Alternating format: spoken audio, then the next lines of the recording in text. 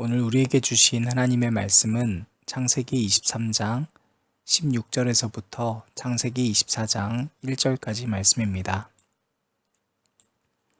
아브라함이 에브론의 말을 따라 에브론이 헷 족속이 듣는 데서 말한 대로 상인이 통용하는 은 400세겔을 달아 에브론에게 주었더니 마므레 앞 막벨라에 있는 에그론의 밭, 곧 그 밭과 거기에 속한 굴과 그 밭과 그 주위에 둘린 모든 나무가 성문에 들어온 모든 헷 족속이 보는 데서 아브라함의 소유로 확정된지라.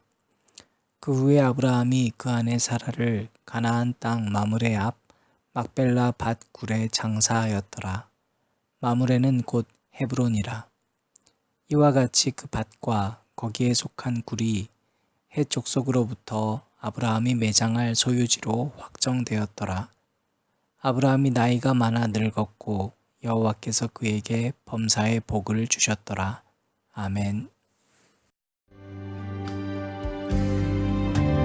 사랑하는 사람들을 잃었을 때 정든 곳을 등지고 부르심 따라갈 때 끝이 없는 터널 같은 어둠 속에 우리에겐 믿음이 필요해. 믿음이 필요해. 믿음이 필요해. 주님 사랑의 발로 우리를 안고 계심을 믿음이 필요해. 믿음이 필요해. 우리 작은 삶 하나도 놓치지 않으심을. 믿음이 필요해. 믿음이 필요해. 주님 사랑의 발로 우리를 안고 계심을 믿음이 필요해. 믿음이 필요해. 우리 작은 삶 하나도 놓치지 않으심을.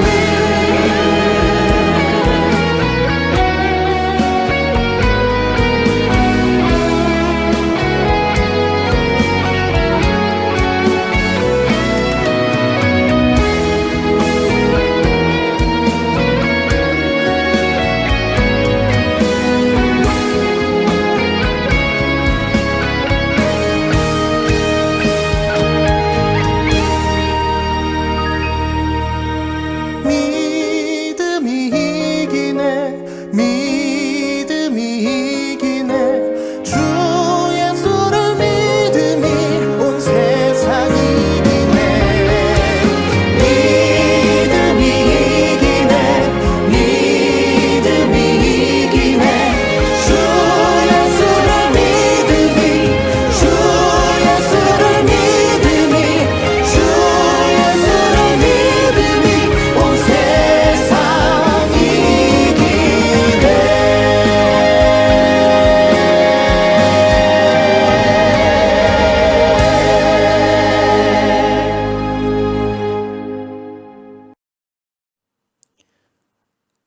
저와 여러분에게 평안이 있기를 간절히 빕니다. 우리는 모두 시간을 역주행할 수가 없습니다. 시간은 강물이 흘러가는 것처럼 언제나 정해진 대로 흘러갑니다. 우리는 시간이 흘러감에 따라서 자기 자신도 흘러갈 수밖에 없음을 알게 됩니다. 분명한 사실은 강물이 역행할 수 없듯이 우리 또한 젊어질 수가 없습니다. 그래서 인생을 강물에 비유하지 않습니까? 스스로가 더 젊어지려고 애를 쓰는 것은 하나님의 흐름을 거부하는 것입니다. 나이가 많아지면 주름살 한두 줄이 생기는 것이 인생의 아름다움입니다. 시간이 흐르면 우리 마음도 그의 흐름에 맞추어 살아가는 것이 어른이 되어가는 길입니다. 그만큼 더 품이 넓어지는 마음을 하나님은 선물해 주시기 때문입니다. 우리가 시간이 흘러갈수록 어떤 마음으로 살아가야 할 것인지에 대해서 오늘 우리가 나누었던 이 말씀, 창세기 23장 말씀을 기준으로 한번 나누어 볼까 합니다.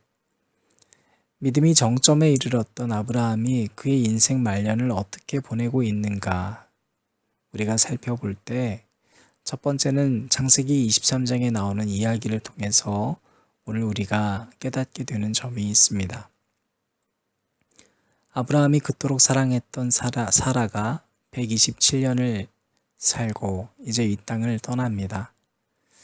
그 여인이 헤브론에서 죽었습니다. 헤브론은 아브라함이 조카 롯한테 너가 땅을 선택해라 할 때 자기 자신은 하나님이 네가 본 땅, 네가 걸어간 모든 땅을 다 준다고 했음에도 구태여 헤브론에 올라가서 하나님한테 예배드렸던 것입니다. 그러니까 이 헤브론의 특징이 뭐라고 제가 했죠? 헤브론은 나는 롯과 같은 소유의 사람이 아니라 하나님의 소유가 되겠다고 고백한 곳입니다. 그게 복이라는 거예요. 그래서 시편 기자도 그렇게 고백하지 않습니까? 주님과 함께하는 것이 복이에요.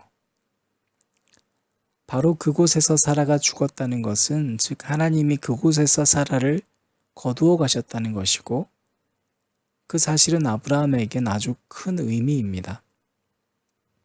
사라의 죽음과 동시에 그 죽음을 통해서 하나님은 아브라함에게 다시 한번 그 믿음이 무엇인지 재확인하게 하셨습니다. 그래서 아브라함은 슬픔을 길게 누리지 않았습니다. 그 긴 시간 동안 슬픔에만 머무르지 않았다는 것입니다.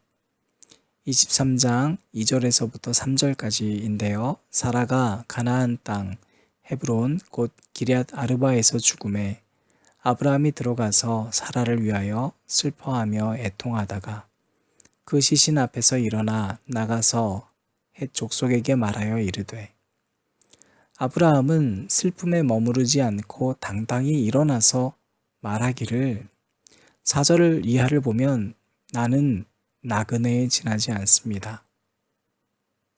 이걸 통해서 우리는 뭘 알려지죠? 그가 아무것도 소유하지 않았다는 걸 알게 됩니다. 그러나 내 아내를 묻을 무덤을 좀 나누어 주십시오. 뭔가 구걸하는 것처럼 보이잖아요. 여러분, 하나님께서 아브라함한테 분명히 이 땅 소유에 대해서도 복을 주셨고 그런데도 아직도 아무것도 소유하지 않았어요. 사랑하는 아내 사라가 죽고 나니까 이 아내를 묻을 무덤이 없었던 겁니다. 그러니까 이들이 이 이야기를 듣고 흔쾌히 아브라함한테 당연하다고, 당신은 너무 귀한 분이라고, 세상에 누가 당신의 부탁을 거절하겠냐고 얘기했습니다. 이들의 대화를 통해서 유추할 수 있는 아브라함의 명성은 이미 그 땅 주변에 있는 모든 족속에게 이름이 널리 알려진 사람이었습니다. 그럼에도 불구하고 얼마든지 자기 소유로 땅을 삼을 수 있었음에도 자기 자신을 위한 소유를 남기지 않았던 겁니다. 아브라함은 철저히 인생을 하나님의 소유가 되기 위해 세상의 것을 소유하지 않으려고 애썼습니다. 한평생을 자신의 소유 없이 살았던 아브라함이 사랑하는 아내를 매장할 곳조차 없었다는 것이 오늘 본문 속에서 드러나는 것이죠. 자, 하나님께서 이 땅을 소유로 주신다고 했음에도 아직 주시지 않았던 그 현실 앞에서 이제 주변에 있는 모든 사람들이 아브라함이 땅을 조금 달라 하니까 선뜻 주겠다고 할 때 우리는 바로 이것이 하나님의 응답이라고도 볼 수 있지요, 충분히. 그런데 아브라함은 그럼에도 불구하고 이 땅을 나는 그냥 갖지 않겠다고 얘기합니다. 주변에 있는 모든 사람들이 제발 그냥 가져가시라고, 심지어 그 해적 속의 지도자였던 에브론이 이 땅이 은 400세겔 정도 되지만 이거 안 받겠다고 얘기를 직접 합니다. 그냥 드리겠다고. 그리고 내 민족이 보는 곳에서 내가 맹세하겠다. 밭도 주고 동굴도 주겠다. 그만큼 아브라함이 명성이 있고 덕스러운 사람이었다는 거예요. 그리고 돈으로 따질 수 없을 만큼 아브라함이 정말로 남들을 잘 도와줬다라는 걸 우리는 알게 되죠. 그러나 그 말을 들은 아브라함은 오히려 그 에브론과 백성에게 절을 하더니 400세겔이라면 내가 그 땅값을 모두 지불하겠다 하고 그 은 400세겔을 주고 완전히 그 땅을 매입하게 됩니다. 그래서 창세기 23장 18절에서부터 20절은 이렇게 기록하고 있습니다. 성문에 들어온 모든 헷 족속이 보는 데서 아브라함의 소유로 확정된지라. 그 후에 아브라함이 그 아내 사라를 가나안 땅 마므레 앞 막벨라 밭굴에 장사하였더라. 마므레는 곧 헤브론이라. 이와 같이 그 밭과 거기에 속한 굴이 헷 족속으로부터 아브라함이 매장할 소유지로 확정되었더라. 모든 족속이 보는 곳 가운데에서 확실하게 값을 지불함으로 매장할 소유지로 확정되었다고 기록하면서 성경은 마므레가 곧 헤브론임을 우리에게 다시 강조하고 있습니다. 그냥 좋게 그래 당신이 좋은 일 했으니까 나도 무료로 줄게요 이게 아니라 만약에 그렇게 받았더라면 에브론과 그 당시 사람들의 시대만 지나가면 아무런 흔적과 기록이 남지 않잖아요. 그러니까 이후의 후세대들 사이에는 이게 없던 일이 될 수도 있는 거잖아요. 그래서 아브라함은 사랑하는 아내 사라의 죽음을 그냥 죽음으로만 받아들이는 것이 아니라 이것을 통해 후세대들이 기억할 약속의 땅으로 확증짓게 되었습니다. 그 값을 철저히 지불함으로 후세대들이 애굽 한복판에 있어도 시간이 흘러서 잊혀져도 결국 지금 아브라함과 사라의 이 마지막 장면을 통해 돌아오게 만드는 믿음의 유산을 만들어 준 것입니다. 그 값을 철저히 지불함으로 오히려 세상이 핑계대지 못하는 울타리가 되어준 것입니다. 그래서 이 땅 헤브론은 시간이 아무리 흘러가도 아브라함뿐만 아니라 이삭과 리브가 야곱이 다 매장되는 기억의 땅이요 언약의 땅이 될 수 있었던 것입니다.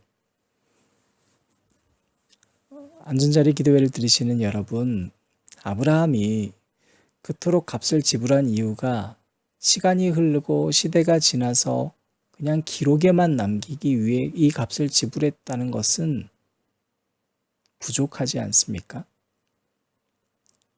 바로 이 헤브론은 위에서도 잠시 말씀드린 것처럼 아브라함이 저는 소유가 중요한 것이 아니라 하나님의 소유를 위해 살아가겠다라고 했던 그 고백이 있었던 증거의 땅입니다. 롯이 소돔을 선택할 때 그는 이곳에 와서 예배를 드렸습니다. 사라가 죽음을 통해 아브라함은 다시 한번 그 무엇보다도 어떤 값을 치루어서라도 이 정신과 이 고백을 남기고 후손 대대로 이것을 물려주고자 했었던 것입니다. 그 정신을 위해서라면 어떤 것도 아깝지가 않았던 것입니다. 오늘 우리는 이 이야기를 통해서 생각할 것이 있습니다. 왜 아브라함이 그의 사명이 거의 끝나갈 이 무렵에도 이렇게까지 해야 했을까? 해답은 간단합니다. 오늘 본문 24장 1절 말씀입니다. 아브라함이 나이가 많아 늙었고 여호와께서 그에게 범사의 복을 주셨더라. 시간은 어김없이 흘러갔습니다. 오늘 살아간 우리의 현장은 우리의 것만이 아니라 언젠가 우리 다음 세대들이 살아가야 할 현장입니다. 따라서 우리는 우리가 사는 이 땅이 헤브론이 되기 위해 살아가야 합니다. 좌충우돌 여기저기 아무리 옮겨 다녀도 오늘 내가 있는 곳이 헤브론이 되지 않으면 모든 것은 허사입니다. 헤브론이 되기 위해서 오늘을 살아간다는 것은 큰 충격적인 사건에 휩쓸린다거나 자기 감정과 연민에만 빠져 있는 것이 아니라 그 가운데에서 믿음을 위해 일어나는 것입니다. 다음 세대를 위해서 더 넓고 큰 시야로 오늘 내가 살아가는 삶의 현장을 헤브론으로 가꾸어 가는 것입니다. 그 헤브론을 마련하기 위해 살아간다는 것은 또한 내가 있는 이 현장이 소유를 위한 현장이 아니라 하나님의 소유가 되는 현장이 되게 하기 위해 세상이 주는 돈과 명예를 적당히 기대하고 타협하면서 살아가는 것이 아니라 오히려 그러한 세상 앞에서 당당한 그리스도인으로 자기 재능을 사용할 줄 아는 사람이 되는 것입니다. 언젠가 시간이 흘러 누군가는 반드시 그 삶의 흔적을 기억하게 될 것입니다. 다음 세대의 사람들은 세상 한복판에 살다가도 불현듯 하나님이 정한 때가 되면 여러분의 믿음의 싸움을 기억하고 시간이 아무리 흘러도 여러분이 남은 모든 여력을 다해 무엇을 남기고자 했는지 기억하게 될 것입니다. 사랑하는 앉은자리 기도회를 드리시는 여러분, 그리고 생명샘 교우 여러분, 먼 훗날 시간이 지나서 지금 말씀을 전하는 저나 이 말씀을 듣는 여러분이 사라진 그날, 여러분의 아이들이 2020년 2월을 살아갔던 우리가 믿음을 지키기 위해 무엇을 아낌없이 버렸고 어떤 눈물 가운데에서도 당당히 일어났었는지, 세상 앞에서 타협하지 아니하고 당당히 그리스도인으로서 어떻게 이 대한민국 땅에서 살아갔는지를 기억할 수 있는 2월 한 달을 보내시기를 주님의 이름으로 축원합니다.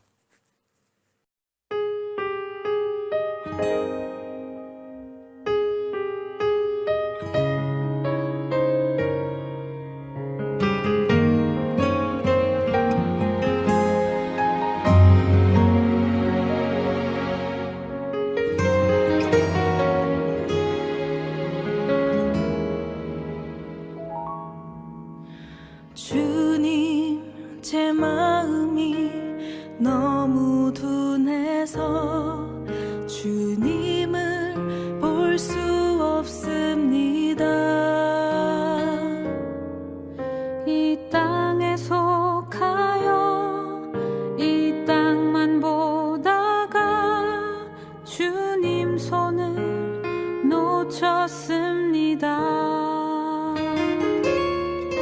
나는 나그네로 왔는데 왜 주저앉게 되었나. 나는 청지기인데 언제부터 내 삶의 주인이 되어버렸나.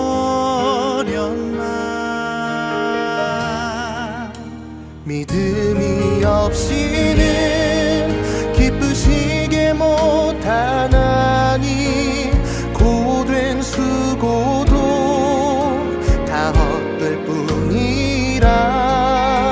믿음이 없어서 무너진 삶의 모든 자리에 다시 주님을 기다립니다.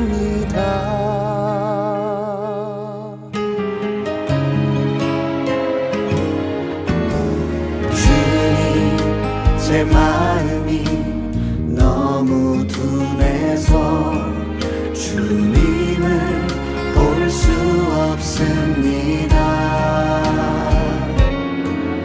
이 땅에 속하여 이 땅만 보다가 주님 손을 놓쳤습니다.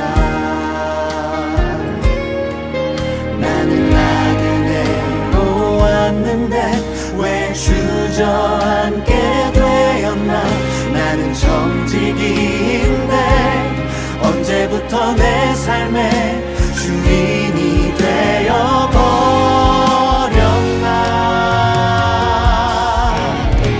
믿음이 없이는 기쁘시게 못하나.